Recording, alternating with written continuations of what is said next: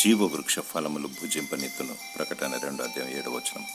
7 నక్షత్రములు చేత పట్టుకుని 7 దీపస్తంభముల మధ్య సంచరించేవాడు ప్రభువైన యేసుక్రీస్తు. ఆయన నమ్మకమైన సాక్షి, మృతులలో నుండి ఆది సంభూతుడుగా లేచినవాడు, భూపతులకు అధిపతి, అల్ఫా ఒమేగా, వర్తమాన భూత భవిష్యత్ కాలంలో ఉండువాడు, సజీవుడైన వాడు. 7 నక్షత్రములు 7 దీపస్తంభములు అనగా 7 దూతలు మరియు 7 సంఘములు అని అర్థం. ఎఫెసీ సంఘంతో సెలవిస్తున్నాడు, జయిస్తే జీవవృక్ష ఫలములను భుజింపనిస్తానని. నీవు క్రీస్తు కలిగిన మనసును కలిగి, నీతి క్రియలు కలిగి దేవుని కొరకు కష్టపడాలి. సహనముతో దేవునికి మహిమకరంగా బ్రతకాలి. ఆత్మఫలము కలిగి నీవు చేయు ప్రతి పనిని ప్రేమతో చేయాలి.